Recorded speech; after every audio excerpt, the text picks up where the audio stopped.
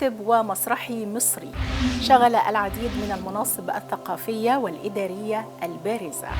عرف بإسهاماته في المسرح وأدب الطفل والقصة القصيرة، إضافة إلى عمله في الصحافة والإعلام الثقافي. إنه رئيس المركز القومي لثقافة الطفل ومستشار رئيس الهيئة العامة لقصور الثقافة، الكاتب والروائي القدير الأستاذ محمد عبد الحافظ. ولد محمد عبد الحافظ الناصف في يوم 1 مارس عام 1967 بالمحلة الكبرى بمحافظة الغربية. حصل على ليسانس لغة إنجليزية من كلية التربية جامعة طنطا، بعدها حصل على دراسات عليا في التربية المستمرة.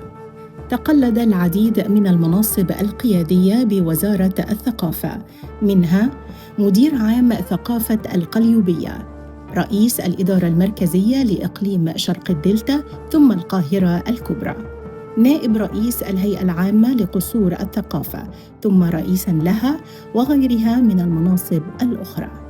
له دور كبير في المجال الإعلامي والثقافي، حيث كتب المئات من المقالات بالعديد من الصحف.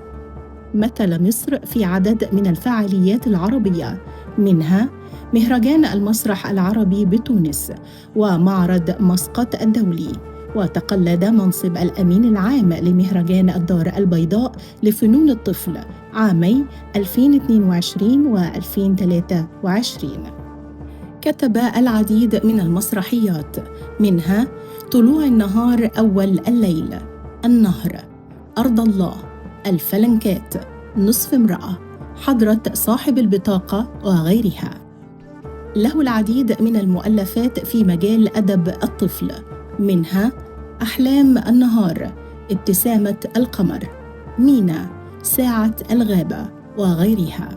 كتب العديد من الأعمال الدرامية التلفزيونية للأطفال، منها حكايات رمضان أبو صيام وحارة الموناليزا. من أبرز إبداعاته في كتابة القصص القصيرة مقاعد خالية، حكايات البنت المسافرة، طائر الليل، وادي الأسرار وغيرها الكثير. من أعماله في مجال الترجمة حكايات الشتاء والصيف، الفأر والبومة، الدراجة الجديدة، ليس هذا كل شيء وغيرها. له نشاط ثقافي متميز من خلال عضويته بالعديد من المؤسسات واللجان العليا المتخصصة، منها اتحاد الكتاب والمجلس الأعلى للثقافة واللجنة العليا لجائزة المبدع الصغير. حصل على العديد من الجوائز والتكريمات، منها الجائزة الذهبية من مهرجان الإعلام العربي، جائزة محمود تيمور في القصة القصيرة والإبداع المسرحي، وجائزة رابطة العالم الإسلامي. تم إصدار العديد من المؤلفات والدراسات وبحوث الرسائل العلمية الجامعية حول إبداعاته. إنه الكاتب والروائي القدير الأستاذ محمد عبد الحافظ، رئيس المركز القومي لثقافة الطفل ومستشار رئيس الهيئة العامة لقصور الثقافة.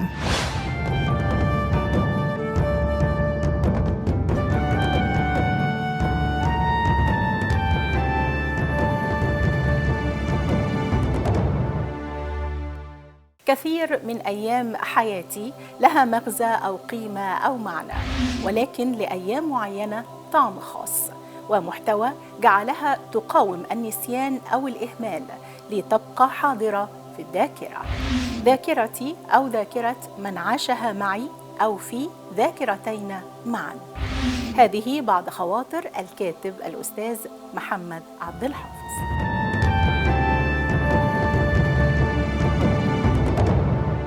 الكاتب والروائي القدير ورئيس المركز القومي لثقافة الطفل أستاذ محمد عبد الحافظ، بنرحب بحضرتك معانا في ملامح، وبنبدأ بملامح الطفولة، مرحلة من أجمل مراحل العمر واللي من خلالها يعني بتتكون الشخصية.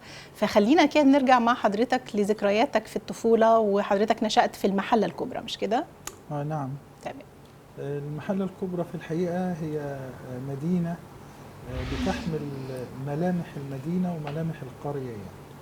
وفي الستينيات في لحظة اللي أنا اتولدت فيها وبدأت عيني تتفتح في بداية السبعينيات كطفل، نقول بقى من 4 ل6 سنوات أو حتى من 3 بدأ عينه تتفتح على الواقع المحيط بيه. فكنا احنا الحي بتاعنا اسمه المنشية الجديدة، فالمنشية الجديدة ده كان حي لسه بيتكون جديد، فكان في حضن الزرع، فطول الوقت وانت حاسة ان انت بتنتمي الى الحياة الريفية. أيوة. وبعد ما تسيبي الشارع بتاعك ده تاخدي على شارع تاني يطلعك على السكة الرئيسية او الطريق الرئيسي ما بين المحلة الكبرى وما بين طنطا، انت طلعت على حتة تانية، طلعت على شركة مصر الغزل والنسيج. احنا كده في ظهر حتة كانت مدينة العمال او بيسموها المستعمرة. تمام. مدينة العمال دي فيها كل اللي تتخيليه لطفل صغير ممكن يلاقيه في مجتمع عمالي. تلاقي فيه مدرسة متكاملة الأركان، يعني حلم المدرسة المتكاملة هي مدرسة مدينة العمال بحي مدينة العمال أو المستعمرة زي ما احنا كنا بنسميها. يعني تلاقي فيها ملاعب، تلاقي فيها حضانات، تلاقي فيها أماكن سوبر ماركتس، تلاقي فيها الجمعيات التعاونية، تلاقي فيها مستوصف، تلاقي كل حاجة في هذا المكان. أيوة. فتخيلي انت طفل ما بين الحالة الزراعية وما بين الحالة الصناعية، تطلع قدام تلاقي ان المحلة من المدن اللي انت بيحصل فيها سوقين، يعني سوقين تجاريين. كل بلد دايما بيبقى في لها سوق مركزي في يوم واحد مركزي، الا مدينة المحلة الكبرى ففيها سوقين مركزيين، فتحس انك ايضا عند مدينة تجارية. جميل. فهذه المدينة المحلة الكبرى بكل ال3 دوائر اللي انا قلت لحضرتك عليهم دول اثروا بقى في كل كتابات اللي بعد كده. انا فاكر المشهد الاولاني اللي انا بتذكره وانا طفل، اللي هي نقدر نقول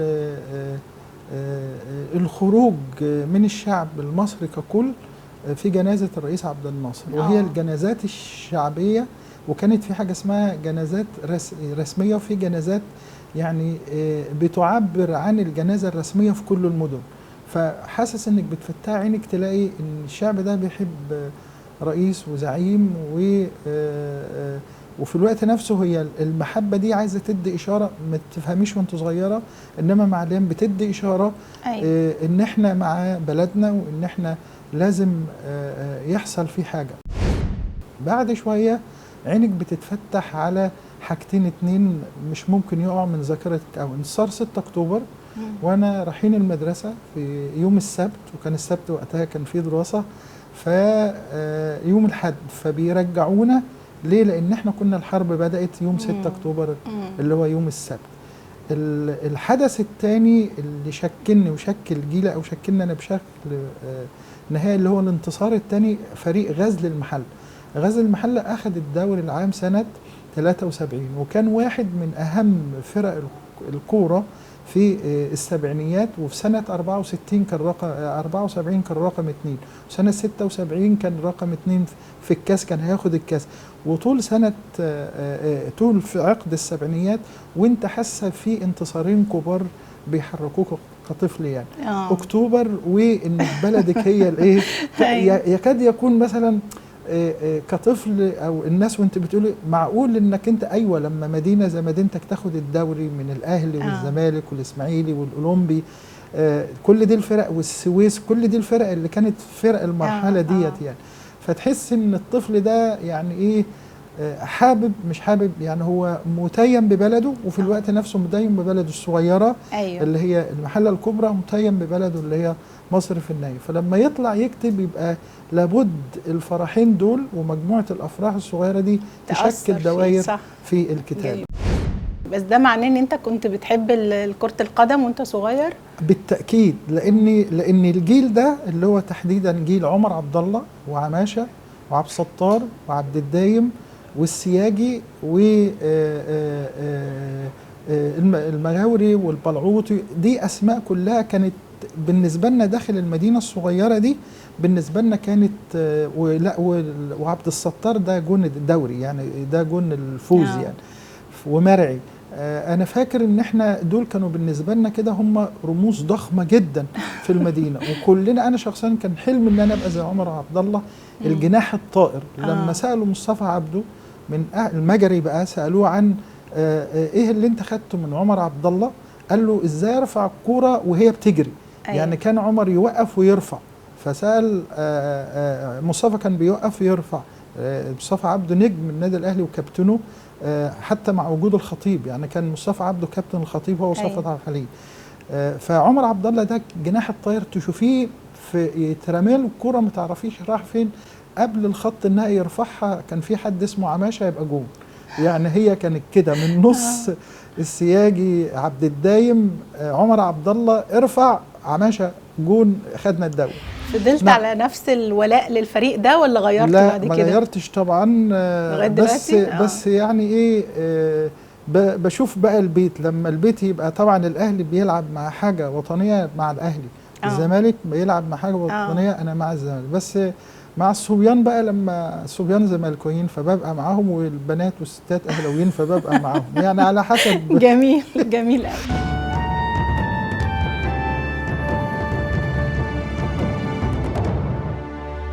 طب خلينا بس نتوقف كمان عند الأسرة بقى، يعني الأب الأم الإخوات، كانت الشكل البيت في الوقت ده كان شكله إيه؟ هذا البيت كان زي كل البيوت المصرية، إحنا بيت بسيط سعيد إن أم سيدة بسيطة لا تعرف القراءة والكتابة ولكنها تعرف الحكمة. واخد بال حضرتك؟ أمي فلاحة مصرية، هذا يسعدني بأقصى مدى. والدي كان يعمل في شركة مصر الغزل والنسيج، ولكنه يحفظ القرآن وأحسن خط، وراجل يعني تقدري تاخدي منهم الحكمة اللي ممشياكي في حياتك طول الليل. كل الأبهات في الوقت ده يعني اللي هم خدوا قسط من التعليم ما كانش كبير، يعني في المرحلة الابتدائية تلاقيهم شاطرين وبيعرفوا إنجليزي وبيعرفوا فرنساوي وخطهم حلو. والمدرسة كانت زمان في الفترة القليلة دي كانت بتدرس بشكل كويس يعني. أيوة. فمثقف جدا، يعني أنا كنت مقسم الأسبوع، والدي مقسم الأسبوع إن النهاردة جورنان كذا، بكرة جورنان كذا، بعده جورنان كذا. يعني جرايد الدولة ما كانش فيه غيرهم في الحقيقة. أيوة. يعني كان احنا الجمعة يبقى الأهرام، الخميس يبقى الجمهورية، السبت يبقى الأخبار، الحد يبقى الأخبار علشان اليوم المفتوح. وده بالنسبة لنا في طفولتنا اليوم المفتوح ده في التلفزيون المصري حاجة رائعة جدا. يعني احنا كنا بنتضايق من المدرسة، يا لو احنا صباحا نقعد نتفرج لغاية ما نروح شوية، ولو احنا مسائي يبقى احنا هنشوف الفيلم بقى وتشوفوا كل التفاصيل اللي موجودة. وكانت في الحقيقة وقتنا كانت يعني هنا ميول حضرتك الفنية كمان ظهرت، ابتديت تتذوق الفن كمان. بالظبط. هو اللحظة دي بقى انت كان التلفزيون هو الحاجة الوحيدة، وكان المسجل اللي فيه شرايط بيقول قصص، بردك القصص الشعبية دي اللي كانت بتقال كنت بقعد استنط لها كويس جدا. كان في زمان كده المسجل اللي هو له شريط، ده كان فيه قصص شعبية غير بقى الأغاني والقرآن والمطربين اللي موجودين في الزمن ده. كان في كمان القصص الشعبية اللي كانت فدي كانت بتستهويني جدا ان انا اعرف القصص دي من خلال هذه الشرايط. فكان الشريط ده كان الراديو طبعا فظيع جدا. يعني كان أبلة فضيلة مثلا الساعة 10 إلا ربع الصبح كان عمو حسن، آخر النهار في التلفزيون كان بابا ماجد. واخد بال حضرتك؟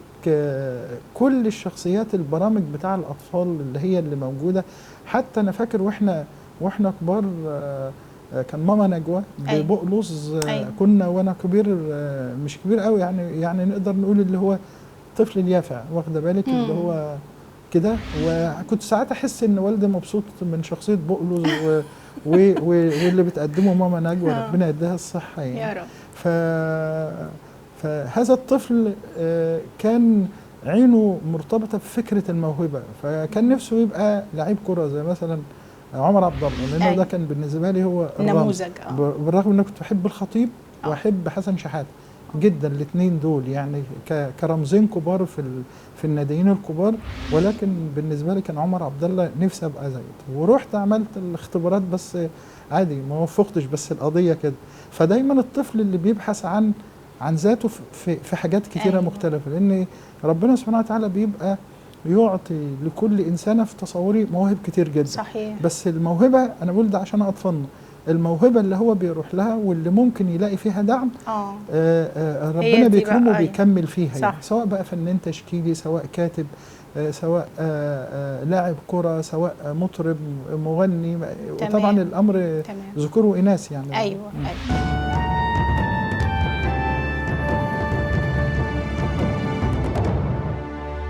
اختيار حضرتك أو حبك للغة الإنجليزية واختيارك إنك تدرس اللغة الإنجليزية ده جه إزاي؟ والله هو حضرتك هي حاجة غريبة يعني. هو أنا أنا هرجع لانتصار أكتوبر. أنا تنتني بحلم إن أنا أبقى ضابط في الجيش المصري من وأنا طفل. وكاتب تنيني أكتب كده ضابط كذا مش عارف لواء لغاية ما الثانوية العامة، ورايح بقى علشان الكلية الحربية. أنا كان يعني بيسموه بقى أطفال المعاشات. يعني إيه، أنا فتحت عيني شفت والدي راجل كبير، فإيه متعلق بيه قوي، وهو متعلق بيا. في أخ أصغر مني كمان بس وأنا كنت متعلق بيه أكتر يعني. وأنا رايح بقى الحلم بقى يعني. كنت طالع خامس على المدرسة، طلعت حرب الثانوية العسكرية في المحلة الكبرى، ودي مدرسة من المدارس النموذج على مستوى مصر كلها، فيها فكرة اللي هي كل حاجة في هذه المدرسة. فرحت لغاية الكلية الحربية، وأنا طالع الصبح فلقيت إن والدي مش حابب، فقال لي يعني تبقى معانا. طب ما أنا ليا 4 أخوات مفيش مشكلة. بس حسيت إن هو يعني إيه مش راغب. فرحت جاي رايح هناك كده وبصيت كده، وكان معايا واحد صديق لي اسمه متولي. وبعدين قلت له لا مش هسحب الملف، ورحت جاي رجعت البيت. فقال لي والدي قال لي انت ما سحبتش الملف ليه؟ يعني هزيت راسي وابتسمت، فهو ابتسم، فهو عارف ان انا كنت دايما ما برجعلوش كلمه. هو بقى يعني قلت له طب انا اخش حقوق، قال لي لا يعني ما حربيه اروح تربيه، وتربيه طب خلاص انا اخش لغه عربيه. قال لي لا ما العربي انت كويس وشاطر فيه، مش انت بتكتب؟ قال له قال لي ما تخش انجليزي. انا بتكلم على الرجل البسيط. اللي هو بيشوف لك ان انت عاوز يثقلك في مجال بتجمعي ثقافات كتير. وفعلا لما دخلت انجليش لقيت ثقافه تانية خالص بالاضافه للغه العربيه. في مش عايز اقول لك وانت في نص المرحله الجامعيه كنت بتشكلي بدايه وجودك ككاتب شاب جميل. داخل أندية وأصول الثقافة في مدينة المحلة الكبرى، سواء الغزل أو المحلة، أو حتى كان في الوقت ده كمان كل الأحزاب كانت بتعمل شغل ثقافي مهم جدا. وده بقول الكلام ده عشان الأحزاب اللي موجودة إن النواحي الثقافية اللي موجودة مش عندها ديكور. كنت تلاقي كل الأحزاب العمل عنده نادي أدب وصالون ثقافي، التجمع عنده نفس الحكاية، حتى الحزب الوطني عنده نفس الحكاية، الوفد نفس الحكاية، الشباب. يعني الواحد يعني حسيت انك نشأت في بيئة اصلا وانت شاب صغير كده يافع، حاسة ان الدنيا حواليك كلها مليانة ثقافة. تمام.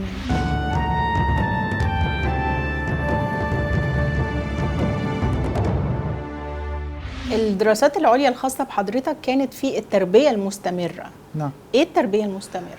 الكونتينوينج إديوكيشنز ده كان في جامعة ميريلاند، جامعة اسمها UMBC University of Maryland باليمور كاونتي.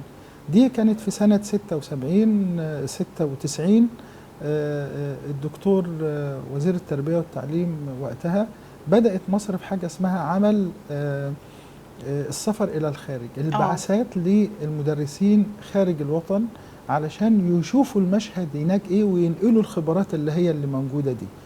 فاللي احنا درسناه هناك تحت العنوان ده اللي هو التربية المستمرة في كله بقى. يعني مثلا انا انجليش باخد المواد الاساسية اللي موجودة عندي في الانجليش خلاص، بالاضافة الى المواد اللي بتساعدني في تطوير تدريس اللغة الانجليزية، زائد حاجات في الكالتشر بصفة عامة يعني. وكانت البعثة حوالي 6 أشهر في الحقيقة، واستفدت منها استفادة غير عادية. في الحقيقة الدولة وقتها كانت قايمة بدور كبير جدا مع المعلمين في المنطقة دي. وأعتقد أن جيلنا في المدارس في الوقت ده أثر بشكل أو بآخر يعني، لأنك ناس راحت شافت مدارس تانية فجم نقلوا التجربة دي وافتكر ان انا جيت بعدها اتنقلت من مدرسه طه حسين الاعدادي لمدرسه المحله الثانويه بنات، وبدات في الحقيقه اشتغل ونعمل حاجه اسمها وحدات للتدريب، ويعني كان في حاله كده كويسه برضك، بس ايه زي ما بيقولوا ما كانش عندك الابيليتي او يعني الايه السلطه الكبيره ان انت تنقلي وتعملي كل حاجه، لانك في النهايه انت مدرس، في فوقك بقى مدرس اول وفي فوقك بس في الحقيقه افتكر كل المدرسين الاوائل كانوا بصراحه كويس. على قدر عالي من المسؤوليه وادوني مساحات للشغل. وحضرتك قعدت في الولايات المتحده قد ايه؟ قعدت 6 شهور. استفدت من الفتره دي؟ طبعا.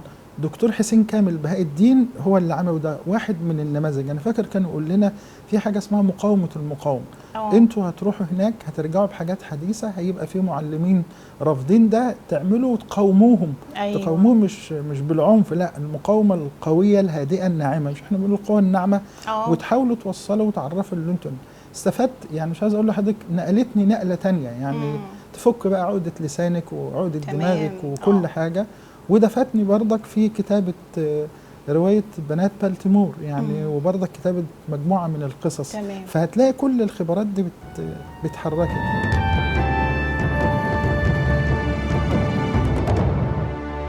أكد الكاتب والروائي الأستاذ محمد عبد الحافظ على أن مسرح بلدية طنطا مكان عظيم ساهم في تربية الكثيرين فنيا وذوقيا، وقال: أشرف أنني كنت واحدا ممن أسعدهم الحظ وظلل عليهم هذا المكان بروحه وقلبه وعقله.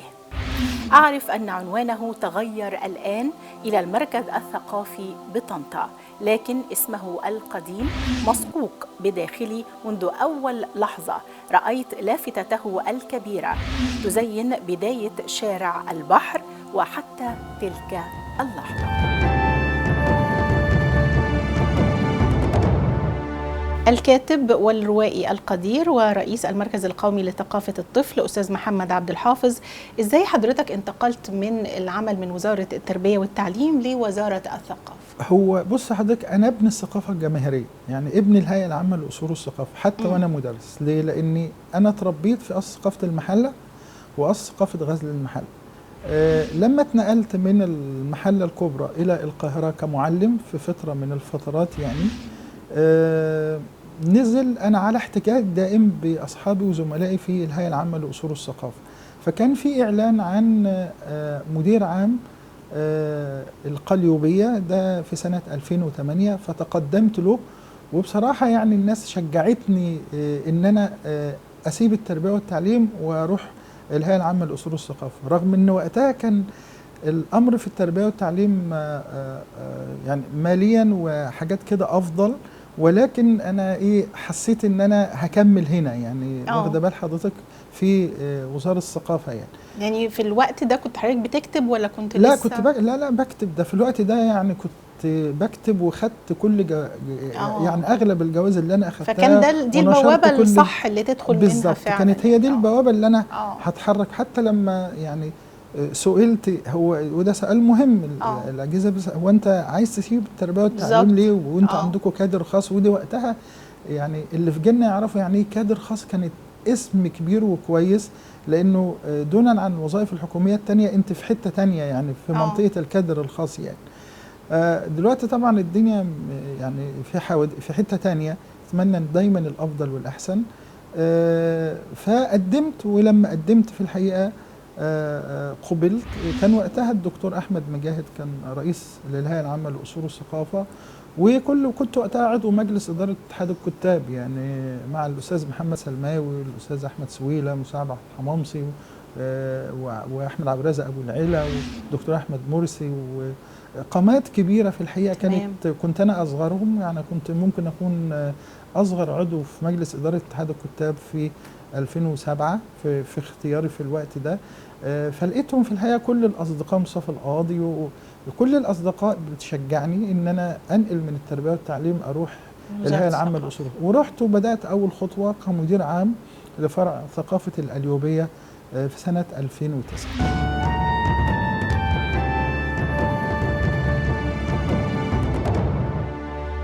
لو اعتبرنا ان وجود حضرتك داخل وزارة الثقافة محطات، نعم. ايه اهم هذه المحطات وايه الاهداف اللي قدرت ان انت تحققها من خلال وجودك في كل مرحلة؟ والله أنا اشتغلت يعني في مكانين أساسيين، كل مكان منهم فيه مجموعة محطات. هو وجودي كمدير عام ثقافة القليوبية دي يعني نقول المكان التدريبي الأول المهم والعظيم الذي تعلمت فيه، وفي الحقيقة يعني خدت فيه حوالي 3 سنين ونص 4 في وقت صعب جدا، لأن خدنا من 2009 لغاية 2012. الفترة دي كانت كلها طبعا أحداث 25 يناير، حالة الانفكاك اللي كانت موجودة، كلنا مرينا بهذه المرحلة اللي كان فيها صعوبات كتيرة جدا في من يدير أي شيء.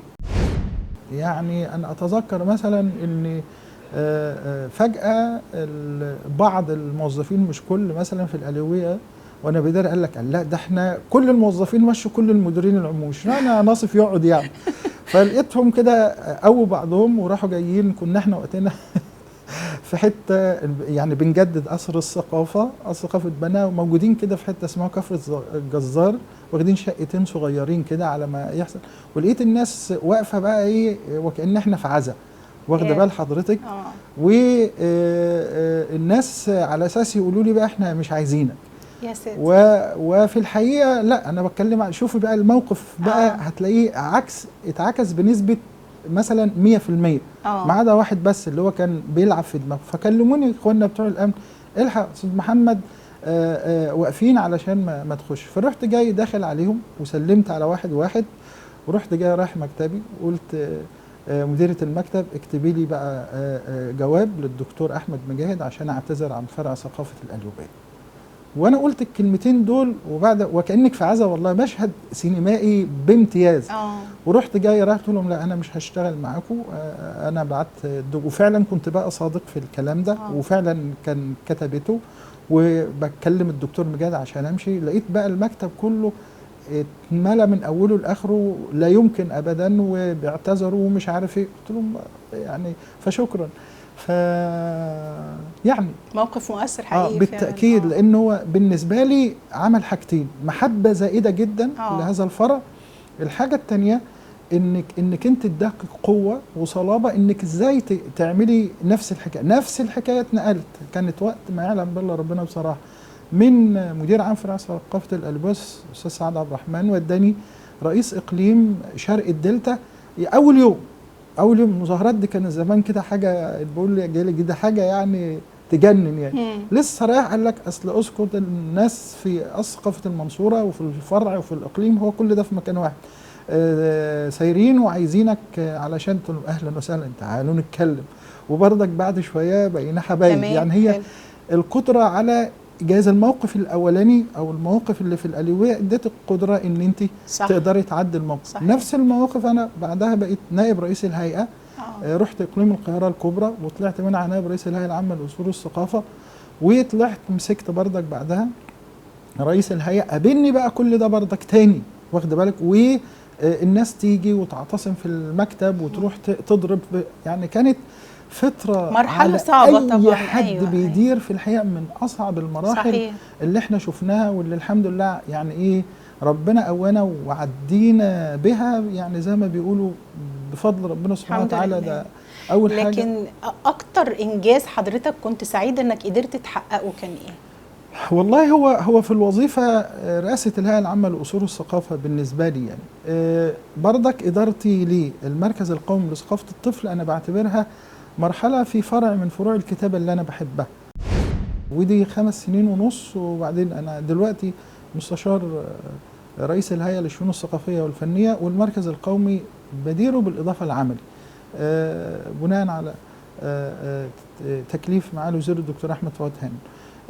دول في الحقيقة من المكانين اللي أنا بقدرهم جدا في الحقيقة، لأن رئيس الهيئة هي أعلى حاجة في الهيئة العامة لأصول الثقافة، والمجلس الأعلى للثقافة طبعا في المركز ده ما يبعدش أو ما يقللش من أي حاجة. أنا درت الإدارة المركزية للشؤون الأدبية والمسابقات، درت الإدارة المركزية شعب اللجان الثقافية، درت إدارة مركزية تانية لرئاسة شؤون المجلس الأعلى للثقافة والمركز القومي لثقافة الطفل، وأيضا بقى رئيس إقليم شرق الدلتا، رئيس إقليم القاهرة الكبرى وشمال الصعيد، مدعم في ثقافة القليوبية، نائب رئيس الهيئة ورئيس الهيئة. أنا درت نائب رئيس الهيئة دي 5 مرات، يعني مع مجموعة من الزملاء المختلفين، ودرت رئيس الهيئة في الحقيقة مرتين، وبدير المركز القومي لثقافة بردك للمرة الثانية. فهي عادة يعني بعتبر نفسي يعني زي ما بقول لك ايه الكتلة الحرجة، يعني الكتلة الحرجة في الفيزياء ممكن تبقى يعني ينطلب منك روحي في المكان الفلاني فتروحي بأريحية، لأن ده تقدير ربنا سبحانه وتعالى ومحدش عارف الخير فيه يعني صحيح. ولكن في الوقت نفسه انت بأي مكان روحي واشتغلي وخلاص يعني. وبالإضافة كمان للمستشار يجي 2 3 فيعني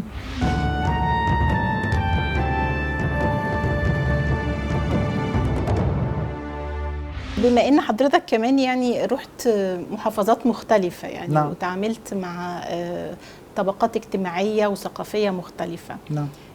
يعني تقييمك للواقع الثقافي في مصر وايه اللي نفسك انه يتحقق في هذا الواقع؟ والله حضرتك يعني هو الواقع الثقافي في مصر واحد من قواه الناعمة في الحقيقة، ولما بيحصل اي حاجة كبيرة بيبقى هو ده في الحقيقة الارتكان اللي الدولة بتتركن عليه يعني. لانك كل ما زادت نسبة الوعي كل ما عدينا اي مشاكل موجودة عندنا يعني. الهيئة العامة لأصول الثقافة، وقبل كده الثقافة الجماهيرية، وقبل كده الجامعة الشعبية، أو قبل كده مدارس الشعب، كل ده أسماء لفكرة الهيئة العامة لأصول الثقافة. هي يعتبر زي ما بيقولوا رأس الرمح بتاع وزارة الثقافة لنشر فكرة الوعي. الأمر ده في الحقيقة محتاج علشان يوصل إلى يعني بتقديرات مثلا 100% وانت مبسوطة، محتاج مجموعة من التكاتف.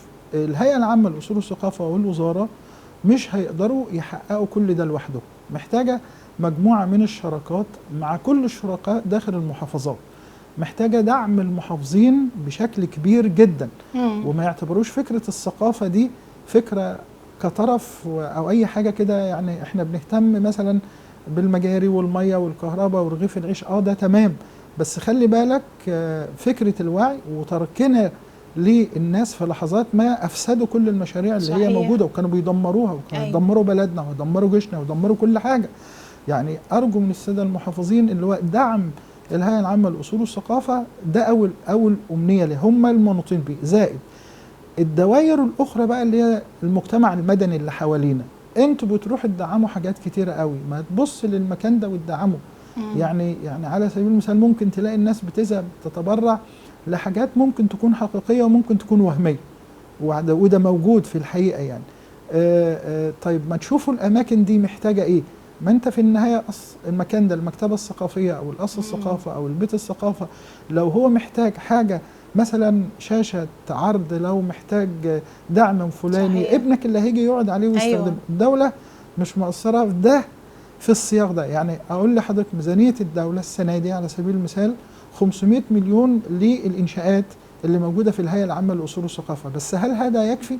لا، مش هيكفي، لأن في مشاريع كبيرة مفتوحة. الدكتور هنو في الحقيقة يعني في الفترة دي بنحاول نزود ده بالتعامل مع كل السادة المحافظين واللي ممكن يساعد الهيئة العامة لأصول الثقافة. فأنا بعتبر في الحقيقة الهيئة هي بيتي الأول اللي أنا اتربيت فيه، وسعيد طبعا بإدارة المركز القومي لثقافة الطفل وكل الأماكن اللي أنا قدرتها، بس الهيئة طبعا رئاسة الهيئة هو ده البيت الأكبر يعني.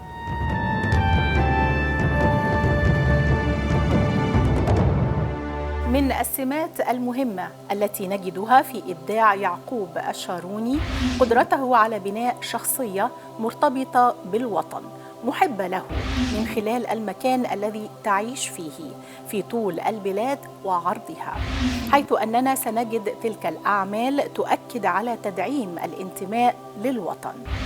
هذا أبرز ما ذكره الكاتب والروائي الكبير الأستاذ محمد عبد الحافظ عن رائد أدب الأطفال الراحل يعقوب الشاروني.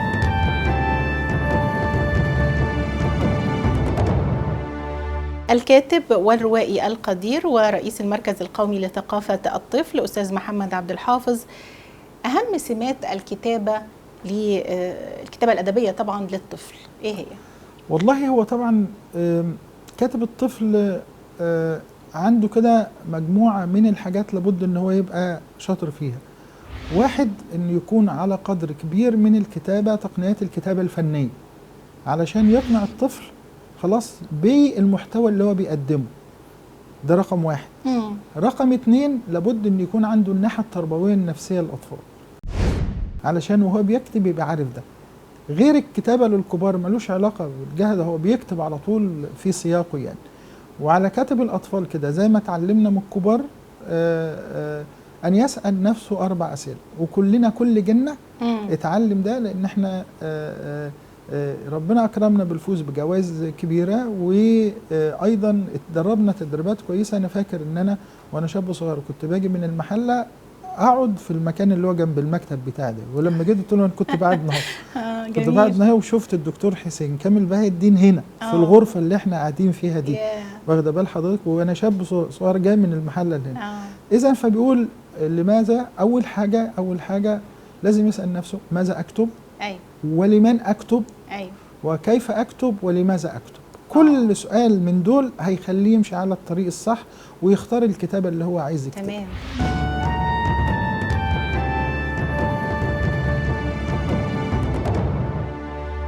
طيب احنا كلنا اتربينا، يعني اجيال كتيره اتربت على كتابات الكاتب الكبير يعقوب الشاروني.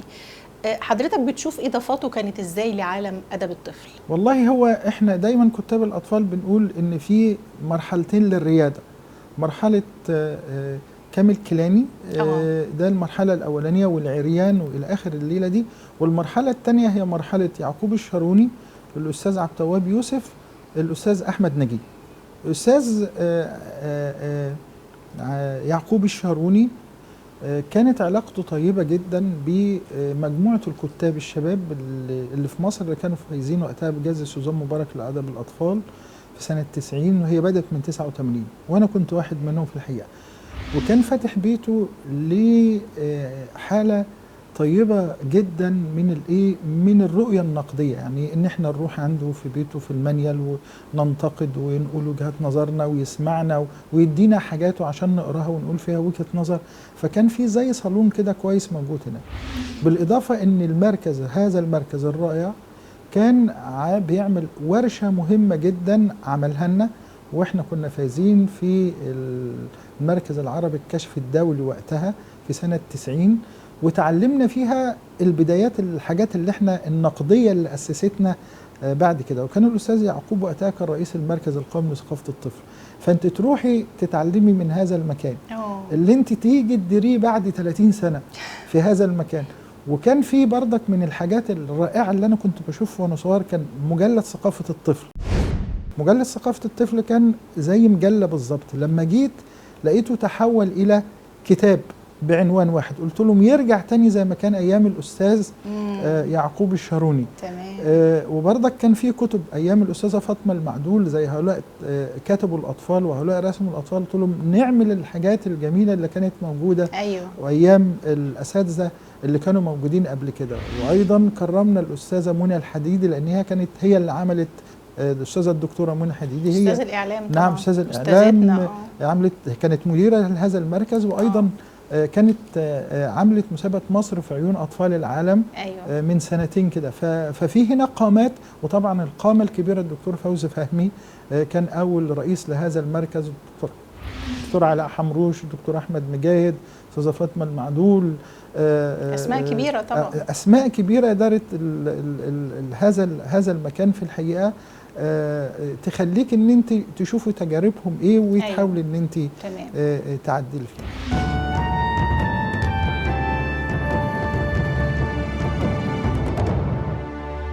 خلينا نشوف بقى اسهامات حضرتك الادبيه في ادب الطفل، يعني من ضمنها مثلا الثائر الصغير، الأربعون النبويه للاطفال، سلسله حكايات قلوب صغيره، حرف النون، يبتسم، مينا، امير الحياه.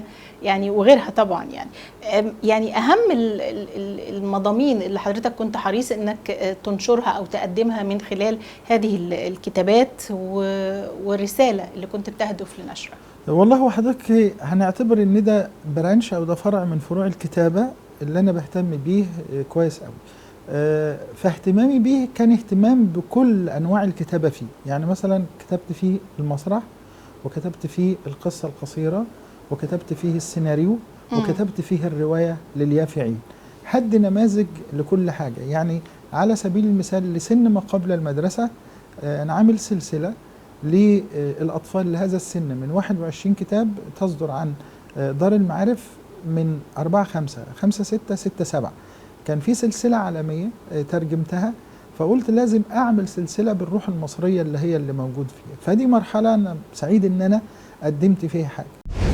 في مرحلة تانية اللي هي من 6 ل 9، دي نشرت فيها أعمال كتيرة زي ما حضرتك قلتي، حكايات قلوب صغيرة تمشي في المنطقة دي،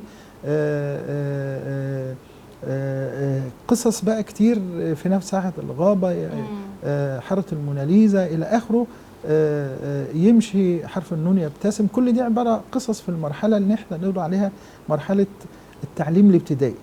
في بقى المرحلة اللي هي مرحلة التعليم الإعدادي اللي هي اليافعة بس مش الكبار، واخد بال حضرتك، اللي هم يبدوا من مثلا من سن 12 ل 14، ده الثائر الصغير كرواية، أحلام النهار كرواية. نيجي بعد كده بقى المرحلة اللي هي بعد كده الأكبر، يعني وادي الأسرار، دي رواية من التاريخ الفرعوني، كتبتها بردك. أيضا مينا أمير الحياة، دي مسرحية من التاريخ الفرعوني. عملت سلسلة من المسرحيات اسمها مختارات مسرحية متنوعة، حوالي 11 مسرحية لهذه الفترة بصفة عامة، سواء لفترات معينة أو بأفكار مختلفة. برضك السيناريو المصور والكوميكس، وده بيعتبر من الكتابات المهمة دلوقتي، الأبناء بيحبوه جدا، اشتغلت فيه. واحنا هنيجي طبعا نعم. للمسرح وللسينما، بس انا كنت بركز اكتر مع حضرتك في الناحية الأدبية. بس حضرتك يعني قلت مراحل عمرية برضو تعتبر قريبة، فازاي كنت يعني بتغير المضمون وفقا للمساحة العمرية القصيرة دي؟ ده سؤال مهم هيرجعنا للأربع أسئلة اللي أنا قلتهم. ماذا أكتب، ولمن أكتب، وكيف أكتب، ولماذا أكتب. انت بتقولي لازم تحددي المرحله العمريه. يعني انا قلت من شويه 4 5 5 6 6 7. هنا المضمون هقول له ايه؟ القريب من عينه، اللي بيوصل له بشكل مباشر، بس تقدميه بشكل فني يحبه. تمام. طيب يبقى انت كده حددت المرحله العمريه اللي انت هتشتغل عليها. اذا تحديد المرحله العمريه هو اللي بيخليك تختاري الموضوع المناسب. ايوه. للموضوع اللي انت هتستخدميه، لغايه ما توصلي انك عايزه توصلي بعض المفاهيم والمضامين بشكل معين، فبتختاري شكل الكتابه اللي هتعبري بيه عنه. يعني ممكن اعبر عنه بروايه، ممكن اعبر عنه بمسرحيه، ممكن اعبر عنه بحاجه كمان مترجمه. يعني انا في الترجمه مثلا في نفس روايه جزيره الكنز مثلا، دي اول ترجمه كامله لهذه الروايه في العالم العربي الحمد لله من المركز القومي للترجمه، وكانت بترشيح من الاستاذ يعقوب الشاروني ليا اللي انا ترجمها للمركز القومي لثقافه الطفل، من المركز القومي للترجمه اسف. اذا انت لازم تسالي نفسك الاربع اسئله دول، هتلاقي نفسك ماشيه على التراك الصح. يرى أن المسرح فن أدائي يتم فيه تقديم أحداث حقيقية أو خيالية أمام جمهور حي، ويعتمد على تعاون الممثلين وأدوات أخرى مثل الموسيقى والرقص والإضاءة والنص المسرحي، وهو شكل قديم من أشكال التعبير الفني يهدف إلى الإمتاع والتعليم وتحفيز التفكير النقدي وتشخيص قضايا المجتمع.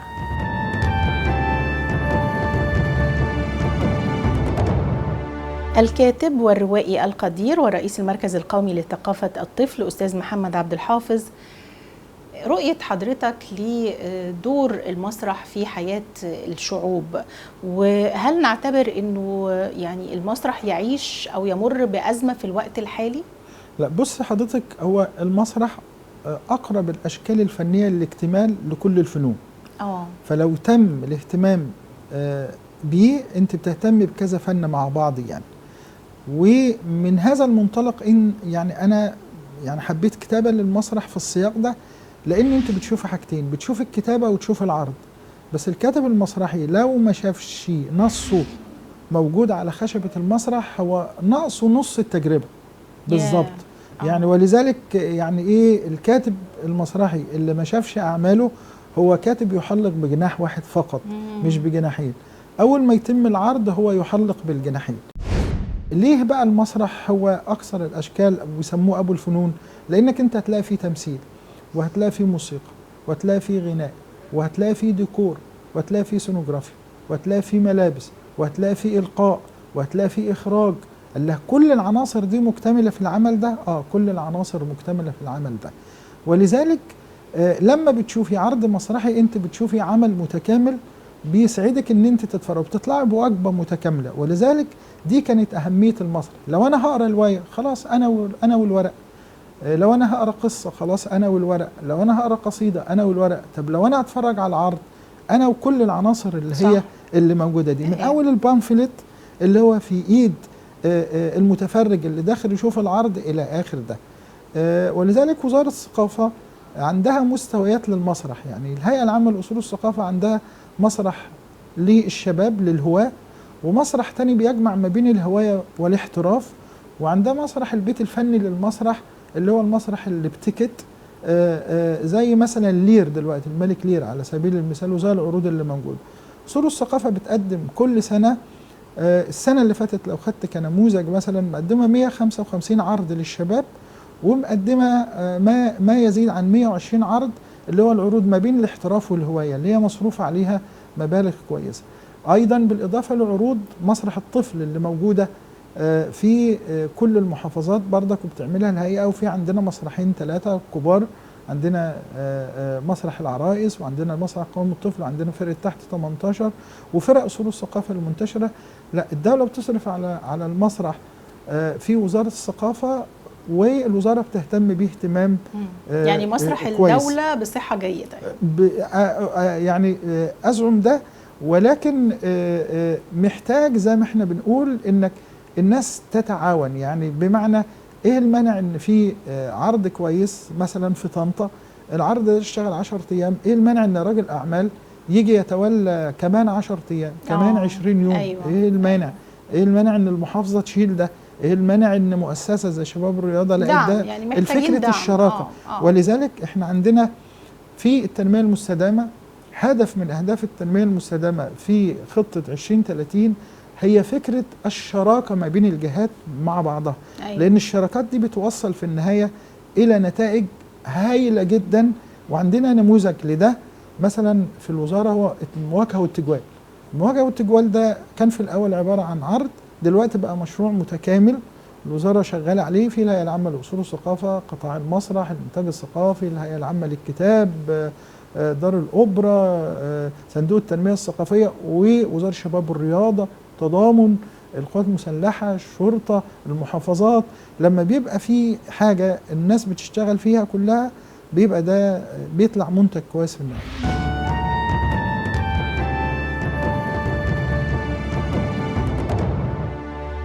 أكتر حاجة بتعتمد عليها الكتابة للمسرح وأكتر حاجة بتعتمد عليها الكتابة للتلفزيون بالنسبة للطفل؟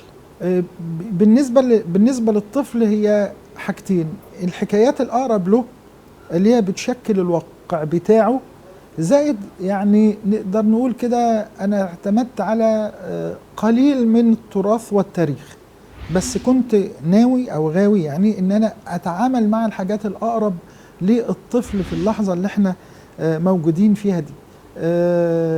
ده بالنسبة لكتابة المسرح. طيب هو انت بتكتبي للتلفزيون بيبقى عينك الكاميرا، التاني عينك الخشبة اللي انت هتقدم عليه.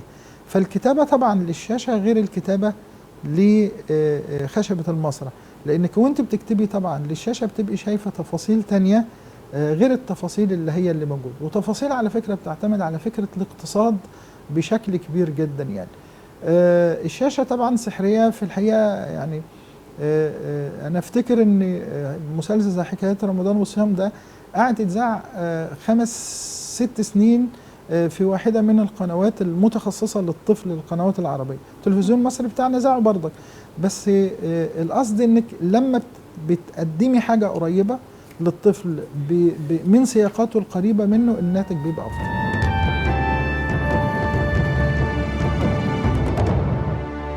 ما هي أبرز سمات الكتابة الدرامية التلفزيونية للأطفال؟